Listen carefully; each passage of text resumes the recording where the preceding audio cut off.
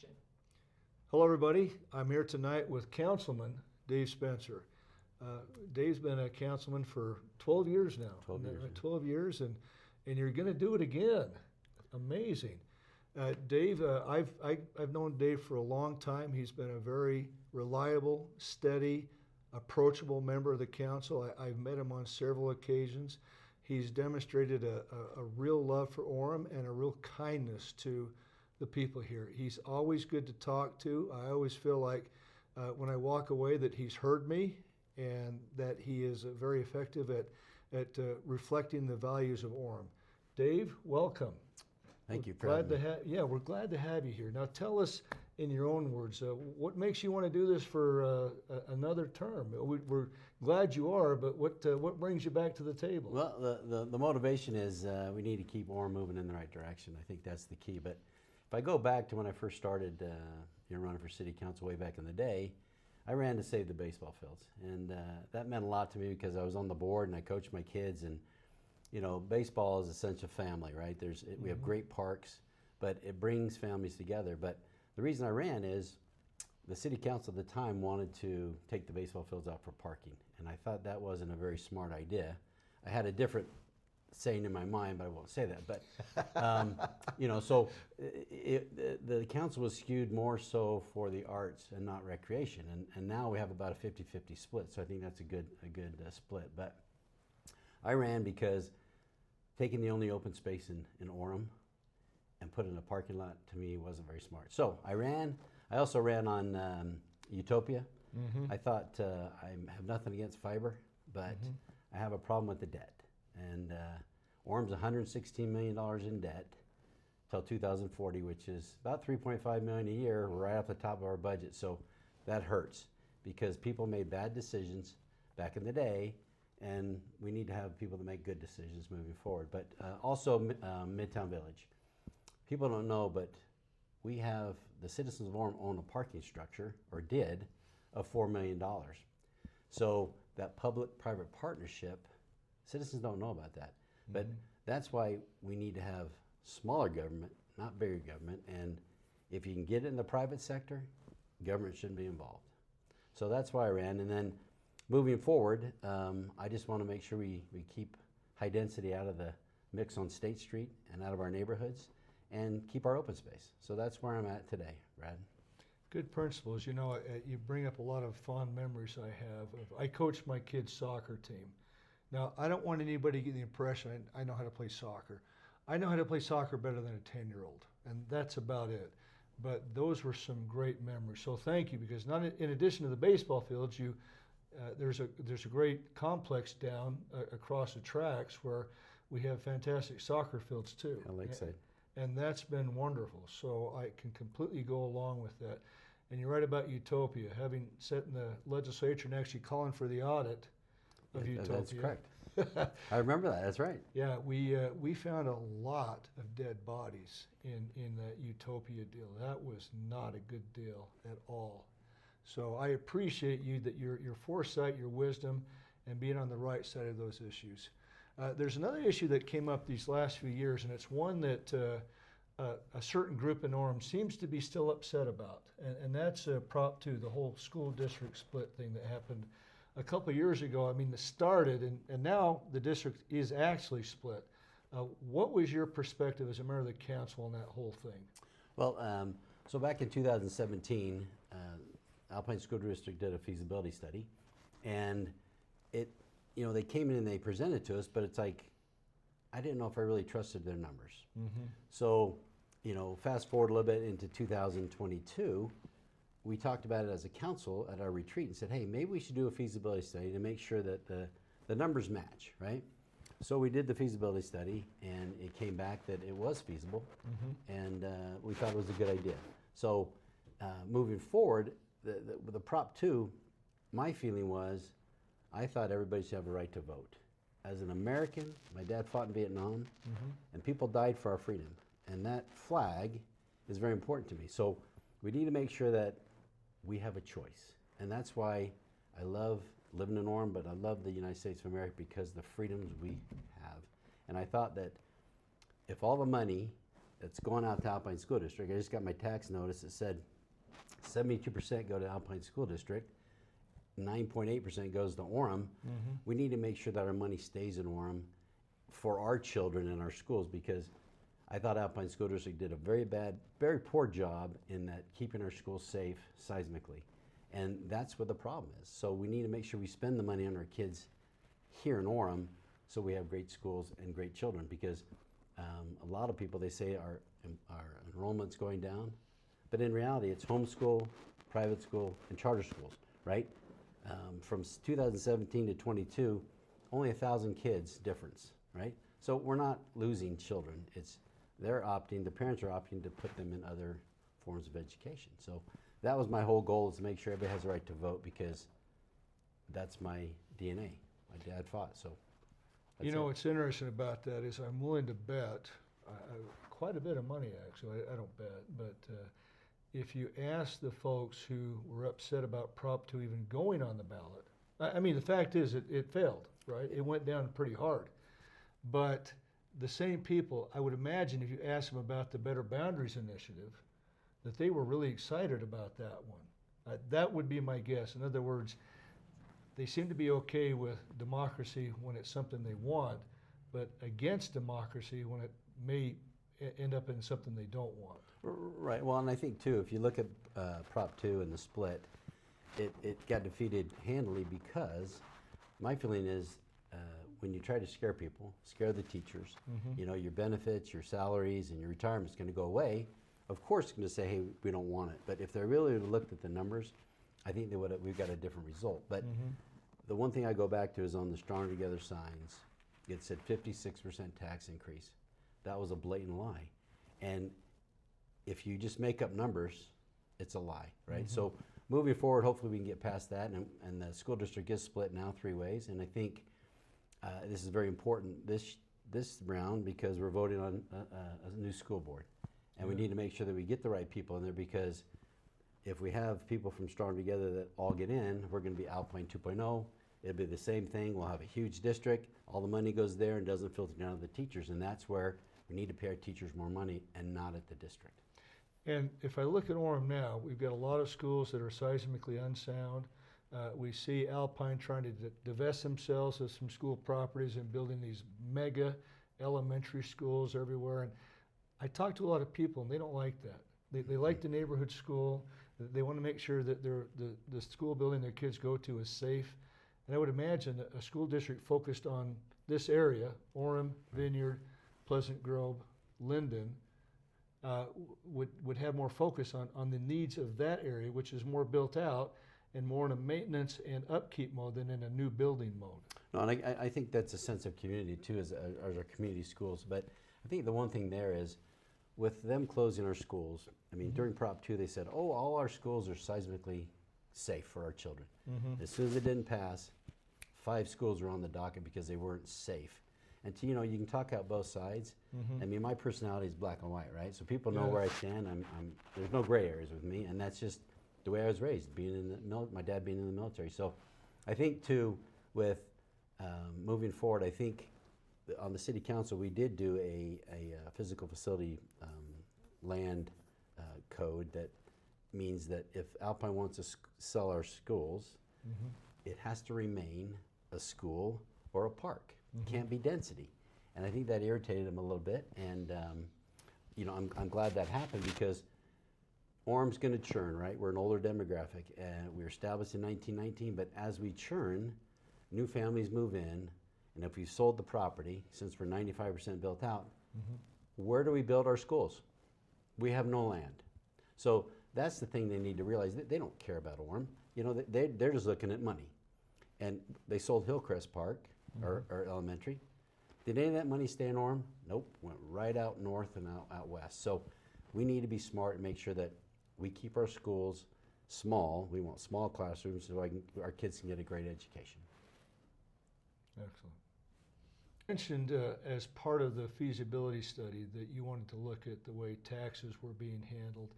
And I think you and I agree that we definitely want to pay for a good education, but we want to get the very best those dollars can buy. And if we're paying more than we should, we ought to look at that and find out why. I suspect that was a big motivation behind doing the feasibility study. Was that one of the reasons that brought you to it? Yeah, yes, and the main reason is, you know, the Alpine School District, Orem had paid out over $200 million to Alpine School District, and the money was going out of Orem. But during our retreat at the City Council, all 7 of us voted, I mean, it was 7-0, that we all wanted to do a feasibility study. And it wasn't maybe 3 weeks or 4 weeks after that Tom McDonald gave $2,000 to a Stronger Together group to fight the school district split. And to me, that was unacceptable, because he was fighting against a feasibility study, which we were just doing fact check to say, is it feasible? Well, it came back 100% feasible, and they didn't like that. I mean, also Jeff Lamson, he was, we have emails that they were saying he was against it too in the beginning. So it's like we were 7-0, and then they broke off, and they were trying to ruin the feasibility study or making us look bad. And it's like, all we're trying to do is what's best for Orem and the children of Orem.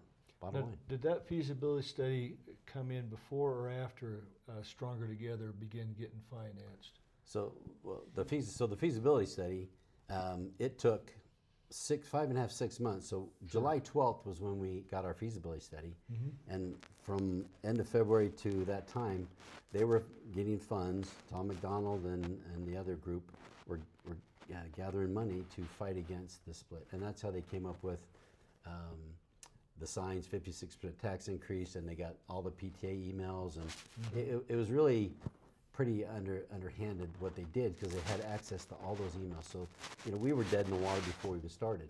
But I think the key thing there was we had the school split feasibility, and we said squirrel, so they concentrated with this. And the thing is, they miscalculated the bond, right? They thought the bond was going to pass no problem. It was $600 million, which is way out of line, because it's a big bond. Orem was supposed to get $15 million out of $600 million, which to me is not a good ROI on our investment. So, you know, we sort of died on the sword on the school split, but at least we won on the school bond. And I think that's, talking about taxes, that's huge, because 72% goes to Alpine School District, and that's how we'd be paying for that. So, and that bond going down is probably a big impetus why the north and to the north and west of us both got together and decided pretty overwhelmingly to split out of Alpine, leaving us without really much of a voice. Yeah, I mean, I think with those other 10 cities, they did do an interlocal agreement with those 2 areas, and they were able to put things on the ballot. Well, Orem, we're with Pleasant Grove, Linden, Vineyard, and Orem, and I didn't have 4 on the city council that wanted to do an interlocal agreement. And it was interesting that we met with Pleasant Grove and all the cities, and Pleasant Grove, their whole thing was, let's lead out by doing nothing. And we're like, are you kidding me? Yeah. So I spoke up, and you know, Mayor Fugel there, Pleasant Grove, you know, to me, he wasn't very nice. And you know, it's like we're all trying to say, hey, let's do an interlocal. We can do another feasibility. Let's see exactly what it's going to cost us. They didn't want to go down that path, and 4 on the council didn't want to have anything to do with it. So you had Jen Gale, Chris Kilpack, Tom McDonald, and Jeff Lamson said no. So we were dead in the water. So Stronger Together says, hey, we didn't get a chance to vote, and they were blaming the legislature. Bottom line is, all we had to do is form an interlocal agreement. We could have voted on it because we voted on it before, and you should have had a right to vote again. But the people that got them elected, Stronger Together, those candidates didn't want to do it. So to me, you can talk the talk, but I mean, you're talking about both sides, and that's the problem. And so now this new Timpanogos School District is going to have to kind of come to the negotiation where we divide up the assets, with kind of being the last in line. That is correct. And so we're going to have to rely upon the good graces of the other 2 school districts, hoping, and you know, it's reasonable to hope, but we have to hope that they'll play nice. Otherwise, we're going to have to go to arbitration. It could get really unpleasant. Yeah. Well, we are so far behind, Brad, on this school district split because we didn't have a seat at the table. And all the legislature and everything they negotiated is definitely in their favor. And it's going to hurt Orem. But, I mean, my feeling is our new school district is very strong. Financially, we're, I think, a $270 million budget. And I think that kind of money, we can make a good school district. But we definitely are behind, and it would have been definitely beneficial for everybody in Orem and the other 3 cities if we would have had a seat at the table and did an interlocal agreement. Could not agree with you more. And that kind of brings up sort of a broader topic. I mean, obviously, government needs some revenue to function, right? I mean, you have to pay the bills. You got to pay for the open space, for the roads, that sort of thing. On the other hand, I don't know about you, but I'm not really excited about paying a lot of taxes. I don't think you are either.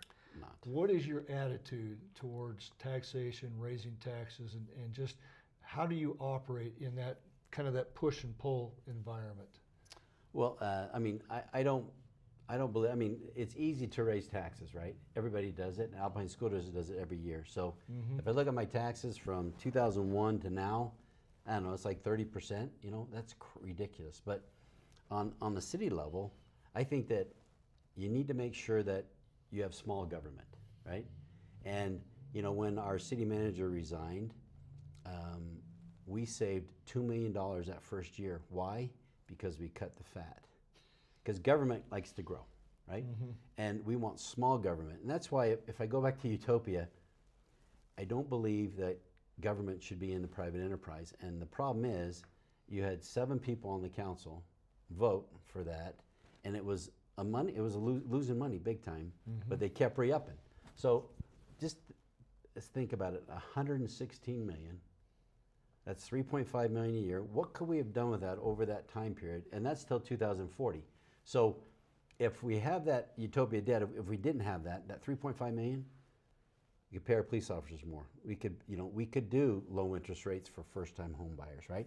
Maybe we could buy properties and we could rebuild them and then sell them at what the cost was to families that are first-time buyers. So there's a lot of stuff we could have done. We could have better parks, but I think we have great parks. But I just think we really do. We need to make sure that we are making the right decisions and being conservative, because it's easy to say let's raise taxes. I mean, we've done some amazing things in Orem with our new city center, right? $37 million, and the previous administration said, these Mayor Young and Lene Miller are taking credit for this, they didn't do anything about it. Well, in reality, we work on everybody's, it's a building block. So as we do this, but the last 2 years, we saved $9 million, which we carried over so we could finish the city center and pay $37 million with no new taxes. And no bonding. No bonding at all. Now, Provo, our impressive. friends to the south, they bonded for theirs, which is fine. It's a $72 million building. Ours is only 37, but they bonded, so they kicked the can down the road for another 20 years. And I think we need to be more responsible and frugal with our money, because it's taxpayers' money, right? Money doesn't grow on trees, and we need to make sure that we're not tax and spend. We are conservative, and we have a 10 million gallon water tank, right? No new taxes. So we've done a lot in the last 4 years to save the citizens money so we don't have to raise taxes. Our core business, Brad, is police, fire, water, roads, and sewer. That's it. It's not a library. It's not the rec center. Those are nice amenities, but the core thing that the city needs to give its citizens are those 5 things. So That's where it starts. absolutely. And that's what you got to maintain the most. I remember when I was going through the Utopia audit that one of the things that really struck me, like I see, for example, Spanish Fork seems to have a pretty decent internet system. I'm not saying we should emulate them, but they have a decent one. But when I looked at that Utopia contract, the interlocal agreement that Utopia is, I can't believe anybody voted for that thing. I mean, it is a bear trap, and it has no performance characteristics. It has no no guarantees of anything. Just like, hey, we're going to come to you and ask for a whole bunch of money, and there's nothing you can do about it. Right. And that's ridiculous. Well, I thought too, Brad, on that is, our city attorney should have said, hey, there should have been a non-performance in there, because they failed miserably and we would have been out. Yeah. But the problem is you had Utopia, and then they ran out of money, and then they created UIA, which is Utah Infrastructure Agency. So they bonded more money. So that's how we have $116 million in debt, and we should have just cut our losses and moved on. But when I was on the UIA board, First Digital came and wanted to buy Utopia, and it was pennies on the dollar, but we would have probably got 30-40 million back. Was that Macquarie? No, that Macquarie deal is a different thing. Okay. Macquarie was a $300 million disaster that Margaret Black voted for. She was the only one, which made no sense to me, because you're going to go further in debt, 300 million, plus you're going to still owe 116 million. To me, it didn't make sense. So we just need to have people that are in office that are conservative and they talk to the citizens and it's transparent, because, you know, if everybody had known we're $116 million in debt, they'd have lynched them, I guarantee it. But, you know, we're in this mess now, but we need to move forward and make sure we don't make the mistake again. Right. Climb out where you're at, pay off your debts, and try to operate on a thinner budget. One of the great adages of politics that is absolutely true throughout time is follow the money. I look at Strong Together, and they swear up and down they're against high-density housing.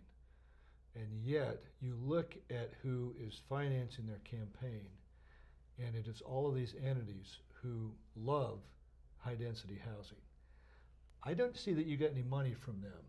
So what is your stance on high-density housing? You've touched on it, Pierre, but I think you have a few more things you'd like to say about it. Yeah, so I mean, so back in the day, I put the moratorium on State Street. That means we took 10,000 apartments off of State Street, which would have killed our State Street, and we'd have more traffic. So, but high density, there's a place for high density, and it's not in Orem. We are, you know, we're 95% built out. We have 49% rentals. We don't need any more density, and that's why I'm pushing. Let's keep our open space on that 5%. But with the moratorium, you know, the problem with the State Street Master Plan was it made businesses, if you're going to remodel more than 10 or 15%, you had to tear your business down, move it closer to the street, and then you could put your mixed use on top, which doesn't work. Look at Salt Lake City. It doesn't work, right? So no businesses want to come on a mixed use thing. So that's why nothing ever came. So we need to make sure that we are business friendly. And I mean, I talked to Del Cutler and he goes, that State Street Master Plan is going to kill my business. Well, we live on sales tax, so we need to start listening to the businesses and make sure if 42% of our sales tax is University Mall and University Place and University. Yeah, so I spoke with Del Cutler and he said the State Street Master Plan, it would have killed his business. And that's why we put the moratorium on State Street, because it didn't fit what our vision was of State Street. You know, high density housing, I'm not against high density housing, but people say, we want high density housing. It's not affordable. Affordable housing is something you can purchase, right? Home ownership. And we have enough high density in Orem. You know, I want to see, you know, Alpine or Highland, they can pick up the slack and have high density instead of us. So we're 49% rentals right now, and I think we need to push for revitalization of Orem and our homes and our older areas. You know, the Geneva Heights by the mall, that's an area that needs to be, they're built in 1940s. We need to make sure we can revitalize those. And as we revitalize, that neighborhood will churn and it'll grow and it'll be a nice asset, right? So I think we just need to make sure that we use common sense. And common sense says we don't need any more traffic, we don't need more high density, we just need to move forward and make Orem Family City USA and keep it that way. Well, you know, there's a span of time about 5 years in my ward, my LDS ward, and we have about 110 houses in that ward, and over that 5-year span, 35 of them changed hands, and almost to a house. It was an older family moving out or, you know, moving on, and it was a younger family coming in. In fact, it was the running joke. They would come in and the wife was either pregnant or got pregnant soon thereafter. And I've always said, yeah, we went from the geriatric ward to the maternity ward. Yeah. And it seemed to work. I mean, we have a great area. It's refreshed, it's vitalized. We've got a lot of young families in there. They love it. And I don't think they'd want to see it any different than it is. No, I agree. And I think that, you know, with older neighborhoods, you know, that churn is what makes Orem great, because we are an older demographic, and we just need to make sure that we take care of our senior citizens, right? Mm-hmm. But as they churn, as they pass on, you know, people are saying, why can't we need to have places for my kids to live?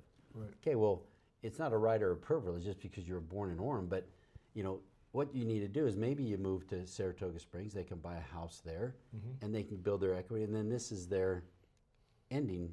You know, they can buy the house here in Orem and they can live in Orem. So it doesn't have to be immediately. It can just go, you know, down the road like everybody else did. You buy a home, you gain your equity, and then if you want to move, you move. So I just think we need to be smart with how we're keeping Orem Family City USA. And our problem is, you put high density on State Street, you're going to have more traffic. You'll have bus rapid transit come down, which we already have it on University Parkway, which to me, you start putting medians down State Street, you're going to kill businesses, right? So our economic engine that we live on, so our sales tax, because 42% of our sales tax, that's what we live on, you're going to have to raise property taxes if your businesses die, right? I mean, we've had over 3,000 businesses come the last 4 years, 2,000 actual businesses and 1,000 home businesses. That's huge for the size of Orem, or 100,000 people. But we have new restaurants, right? We have Vessel Kitchen just moved in, a Village Baker. We're going to have Raising Cane's. Why are they coming here? Because Orem's a destination. Why? Because we are friendly, and we have a lot of families, and they can make money, and that's great. I mean, Orem's just a great place to live.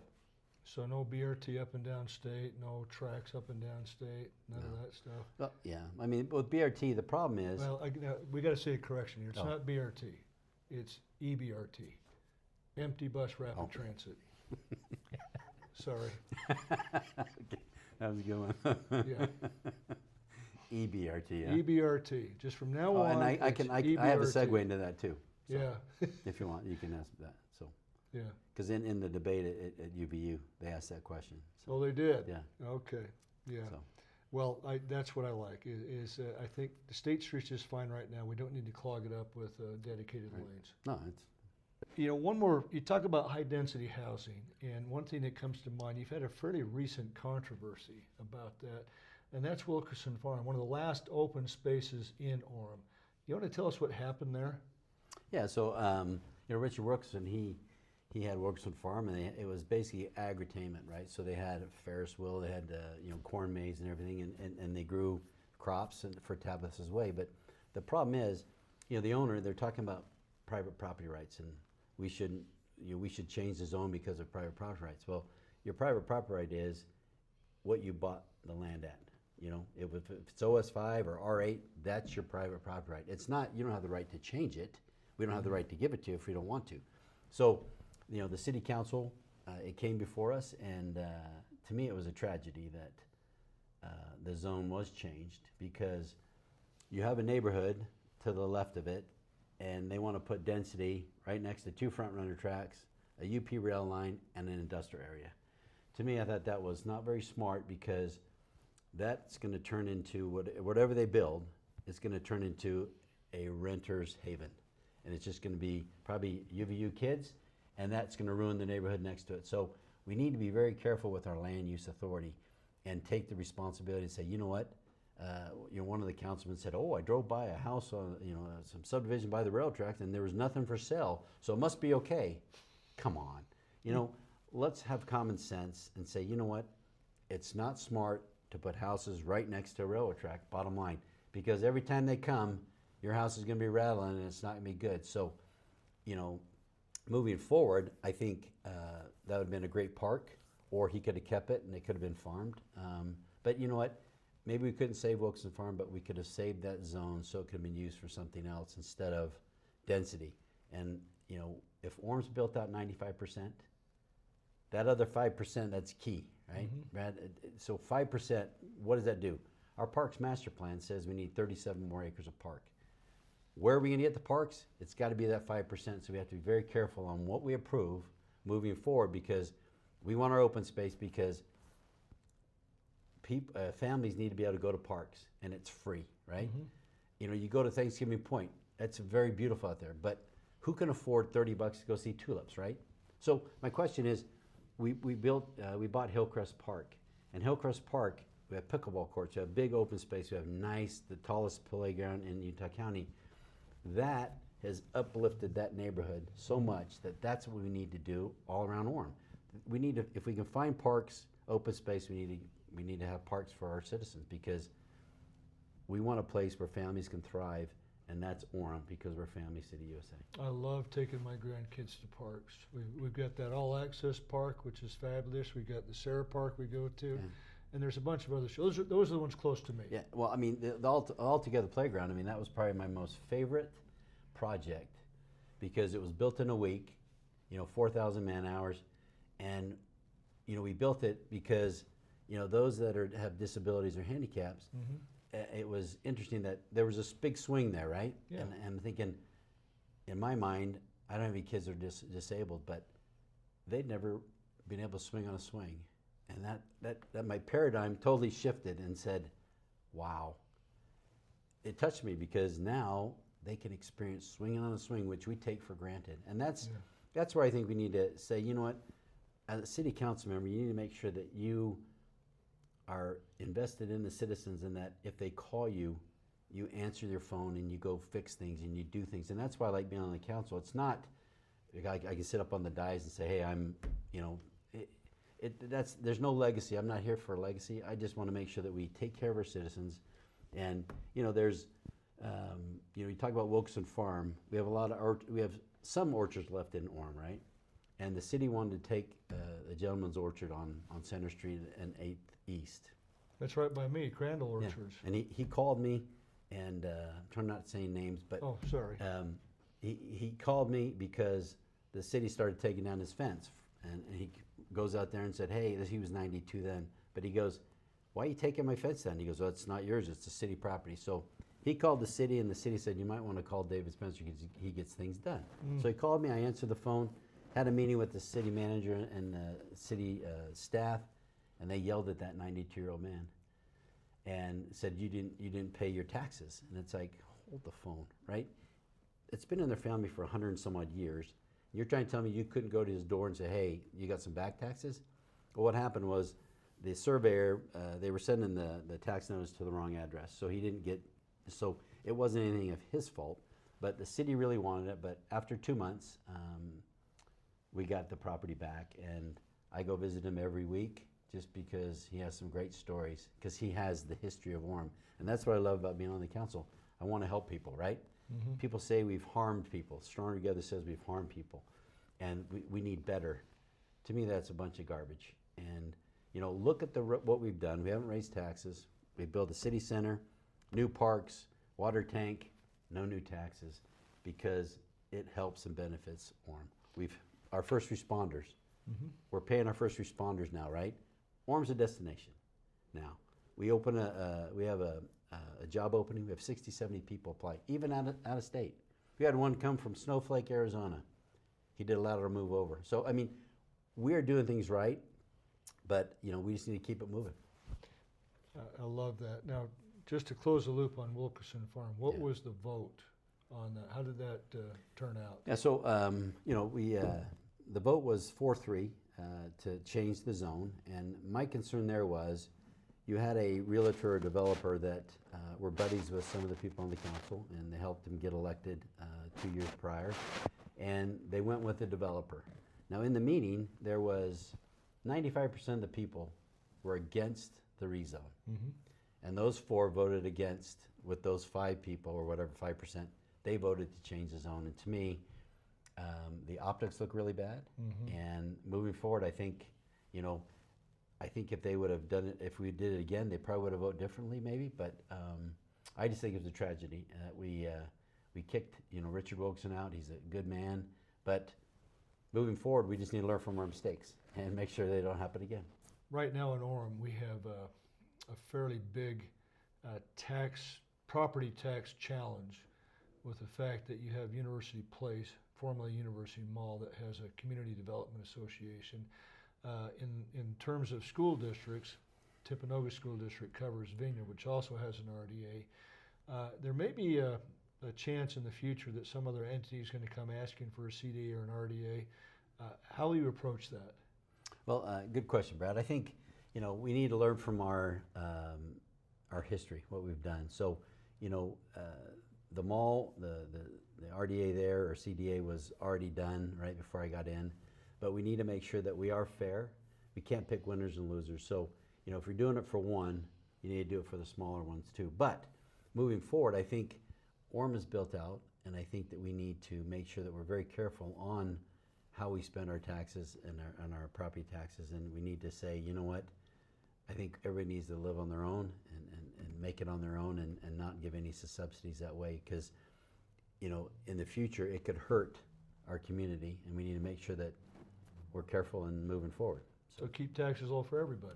Absolutely. That seems like a good idea. Yeah, I mean, I think, it's very easy that, the Alpine School District can raise taxes just in the blink of an eye, right? Even though we voted down the $600 million bond, but this tax increment financing they can do behind, they do the end around, and they can just raise whatever they want. And to me, we need to take that tool out of the toolbox. So the state legislature needs to say, you know what, you can't do that anymore. If it doesn't pass on the bond, you don't get your money.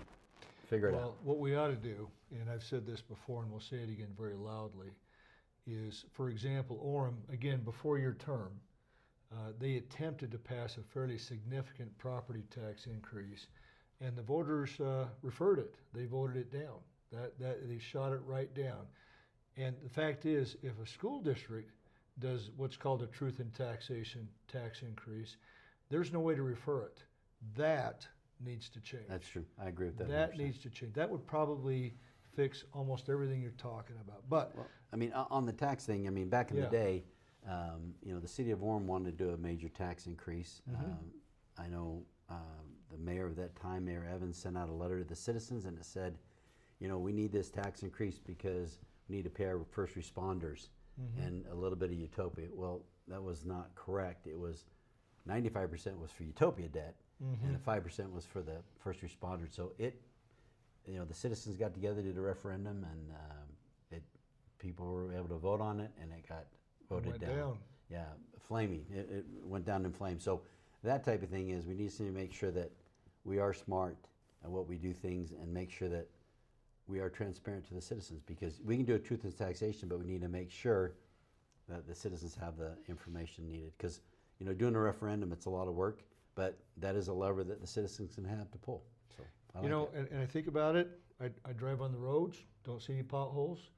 I turn my faucet, water comes out clean. I feel safe. I feel like we got a good police presence. And by golly, we did that all without increasing taxes. Somehow, you guys managed to pull it off.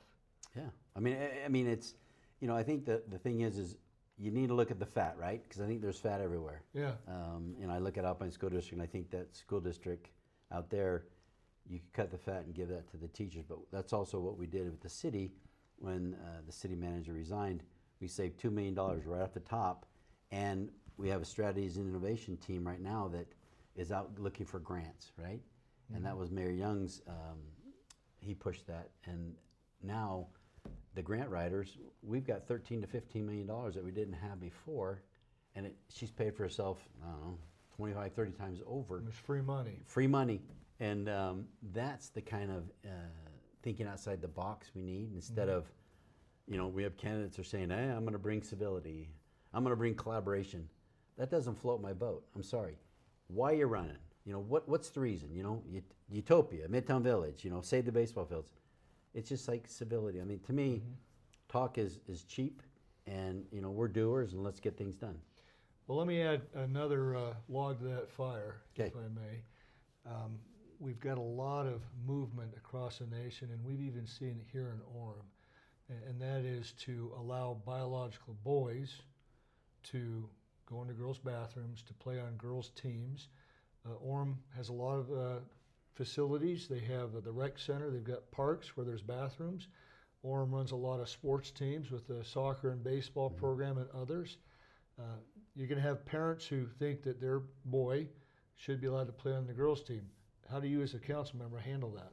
Well, I mean, I feel very strongly that, if you're born a male and you're born a female, you need to live in those sports, right? You need to, it's an unfair advantage if it's a guy thinking he's a girl or is transgender.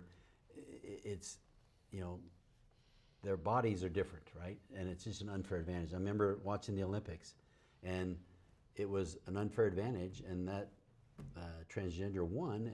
And those two boxers, Yeah. two male boxers got gold medals. Go figure. It was a shame, but we talk about bathrooms too and unisex, and the Hillcrest Park. Lene Millett was a big proponent of this. That she pushed.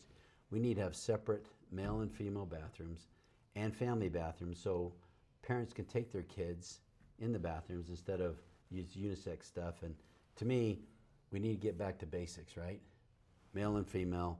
We have to have our own male bathrooms and female bathrooms, and that's just the way it is. And I don't think you compromise on that. Just because the world is changing, we need to stay consistent to our values and our morals, and that's the way, that's my DNA. And same with sports. Absolutely. Oh, sports for sure. Yeah.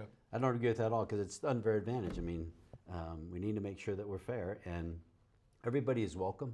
It's just like the library. Everybody is welcome in the library, but we can't push an agenda that, we're putting in a little kids section, LGBTQ or whatever. So we move that. Now the displays are in the adult section, right? So if I'm a parent, I can make sure that if I want to teach my kid, I can go take them instead of just being pushed or crammed down our mouth. So I think our library is a great place. It's got makerspace. We're over 27% more visitors to the library. Why? Because we're thinking outside the box. We're welcoming everybody, but people can rent cricket machines.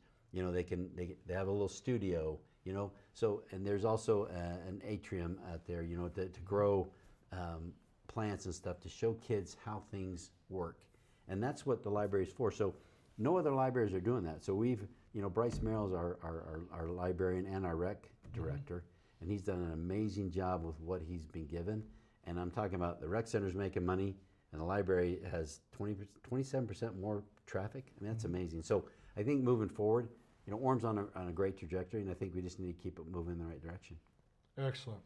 Well, kind of just to close out the whole idea of policy here, one thing that I've seen from the legislature, and I'm sure you see it at the city council, is when things get tight, we have to find efficiencies. Are there other places that we haven't talked about where you've found efficiencies, ways to be smarter with taxpayer money that maybe you'd like to mention? Yeah, I think the key thing is our recreation director, we have find efficiencies in the rec because now we're making money, right? Because we've cut down on the cost, everything's slimlined, right? We still push safety, but we just need to make sure that we are being smart. It's the same thing with the police and the fire. There's a huge cost there, but that is one of the things that we need to make sure we protect, right? So, are we wasting money on water or whatever? So we need to make sure our efficiencies or our government employees, do we have any fat, right? I know Mayor Young tasked the whole executive staff to make sure that find efficiencies in your department and make sure that you're the best department ever, right? So if you cut something somewhere, can you spread it out and make sure that you are efficient? And I think we've done that in every department, and that's why we are saving $2 million a year that we can spend on other things, so we don't have to raise taxes. And that's the bottom line. Nobody likes taxes, right? And since we're an older demographic, I know a lady, gets $962 a month. Period. That's it. And she's got to pay, medical bills, prescriptions and stuff. So, one thing I like that we did for efficiencies is, everybody, the city gave the citizens a warranty, right? You can sign up for your warranty for your water and your sewer, right? If you sign up, we get a kickback from that company, and it goes into a pot. And what I did was, those people that are on fixed incomes that are poverty level, they can get a subsidy on their utilities of $30 a month. So now they only got to pay $20, right? So at least we're trying to help them. And that's how I think being efficient is, can we help our elders or help those in need? And that's what we need. Everybody is in need. And how do we fix that? And how do we make sure that they are getting what they need from the city? So. Yeah, I like that. And frankly, at the state level, we need to be a little more aware of folks on fixed incomes in paying property tax, because they really can't handle a tax increase. Not at all. So I'm with you there. Well, I just thought on the property tax, the county, they just raised our property taxes 48%. Thank you very much. Right? Yeah. So talking about living within our means, and, is there where we can cut, right? I haven't voted for an increase on the city council since I've been on, right? That's 12 years, because I'm not in it for the money. I'm here to serve the citizens. So we need to look at that also at the county commission. It's like, there's got to be some fat that we can cut. everybody needs to do it, right? Because it's so easy to raise property taxes because, oh, we can't give the citizens this service. But how did we get to that point? Let's reverse and let's start over and fix it. I have a neighbor who lives just a couple blocks away from me. She's a good friend, and she had some fairly. She worked at the library. Okay. Had some kind of negative views about Orem City and some of the leadership there. I don't know if that's widespread or not. What has been your experience, and how can you be aware of how city employees feel about Orem? Yes, that's a good question. So back in the day, I mean, I've been on the council for 12 years, and you know, during that time, if you have a very strong personality as a city manager, he dictates what happens in the city, and if you have the city council that goes along with him, then he's got all the power, right? So over the years, the employees were really scared to come to work. They were scared to talk to anybody. It wasn't a good place. It wasn't a good workplace. The environment was not good, and we were losing police, fire, you know, public works. So, you know, when the city manager left and resigned, we brought in Brent Bybee, and it was like a breath of fresh air, right? You know, we did an employee survey. 80% of the employees were happy. They wanted to come to work. But the other thing was, people were allowed to talk to city council members. Before, they weren't allowed to talk to me. And because if they did, they'd have to report to the city manager what you talked about. To me, that's garbage. You know, that's a dictatorship. Now that's done, right? So now we have employees. Orem's voted the best place to work, you know, in the city. And it's like, what an amazing turnaround, just because we got rid of, or the city manager resigned, and now people can think on their own, and they can feel that they can talk and be their own person. And it's amazing just the transformation. I mean, we have people on our executive staff that were just really put down and they couldn't grow. They've expanded. I mean, we've taken people from our 311 call center, and now they're a city recorder, or, you know, so their career path has totally changed because they're not limited. We're giving everybody an opportunity, and I think, you know, people are saying out there now that we've harmed Orem and Orem's moving in the wrong direction. To me, I want to know what their definition of harm is, because ask any employee, it's night and day difference, and they're proud to work for the city of Orem. And I'm proud to serve the citizens of Orem, and I think Orem's a great place. We just need to keep it going. Thank you, and I'm glad to hear that. You know, obviously there's going to be a few people who are unhappy. That's just that's going to happen. Absolutely. But it sounds like the majority, the large majority of your employees are very happy with what's going on in Orem. Well, let's wrap up with this, if we could. Now, when I mark my ballot, maybe I already have, but just for the purpose of this conversation, when I mark my ballot, your name's going to be on there, along with a few others, right? And people might say, well, he's had his time, he serves time for new blood, all that kind of stuff. I personally am a big fan of institutional memory. In other words, somebody who can look at a problem and say, you know what, we've seen this before, and here's some things you need to know. So tell me, I don't want to give your speech for you, but tell me, why should I put my mark next to Dave Spencer? Well, it's definitely a good question, but for one, experience.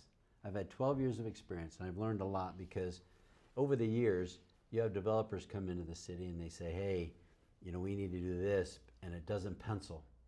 Well, as I've learned over the years, when they say it doesn't pencil, that's greed. All they want is more profit, right? Mm-hmm. So we need to make sure that I understand how the city works, and I understand what the citizens need. And moving forward, I just want to help people, right? I want to be able to be the link that they can call me, and we get things done. So, you know, I've been called, I'm a doer. I get things done, right? I'm not a delegator. I'm not a talker. Let's get things done, because there are people on the council that have been on for a while, and they're just talkers. They don't do anything. They delegate. They show up to city council. They say a few words and get their name in the paper, but they're not doing the work, right? You're getting paid to do a job, and you need to make sure you do it, right? So my bottom line is, I don't want high density. I don't want bus rapid transit or empty bus rapid transit on State Street, because We put medians down State Street. Nobody can turn left, and you're going to kill our businesses. Dale Cutler said, you put medians there, nobody's going to come into my business. And what happens if you don't have any clientele? We go out of business. And then our State Street's really bad. We need to beautify State Street. But one thing too is, we need to make sure we keep our open space. And I'm against high density. Open space is key. But then we need to fix we have 4 exits into Orem. We need to make sure that Pleasant Grove fixes their exit, because that exit doesn't work. It's failed before it even opened, right? Provo needs an exit just south because we're a pass-through city. I was thinking maybe we should do a toll road for everybody who lives in Provo, but that probably wouldn't go over very well. But we need to make sure that Just not during games, right. okay? Well, we need to cut down on our traffic, and then if you have more open space, the pollution, right? We need to be able to walk and not have bad air. But you know, one thing too, in the debate we had at UVU, they talked about the bus rapid transit, or UVX, and how it has 8,000 riders a week. And I said, I don't see it. You know, maybe on a BYU game, but I think that we need to reset that and really look, because it's running empty and it's just taxpayers' dollars that are being wasted. So hopefully, you know that I'm a doer, and I work for the citizens of Orem, and you know, I'm glad that the baseball fields are still there. I kept my promise, and I'll just keep moving forward, and hopefully I can get your vote, and you'll vote for Dave. Thank you. Awesome. You got a website? I do. It's Spencer for Orem, F-O-R, Orem.com. So come over. And I came over with my wife, and we looked, and the whole backyard was flooded. The problem was the city park, the sprinklers were flooded in her backyard. So she had called the city many times and didn't resolve it. So I made a call. It was fixed the next day. That's what I'm talking about. I'm a doer. I get things done, and safety is a big thing for me. And we put in a lot of stop signs. Down on 2000 South, we have there was a two-way stop with a mirror, and it was a blind intersection, and it was very dangerous. The mirror was cracked. Got a call from the citizens. We had 3 stop signs up with blinking lights. Every time you go to Nelson's Grove, you'll see it. I'm all about safety and what's best for the citizens, so thank you. People call you, they're going to get an answer. Absolutely. I love it. Dave, thank you. Appreciate your time. Real pleasure. Thanks, Thank Brad. you very much. Thank you. Guys, you got his website, you got his phone number. Ask him your hard questions. Yep, call me. I won't shy away from anything.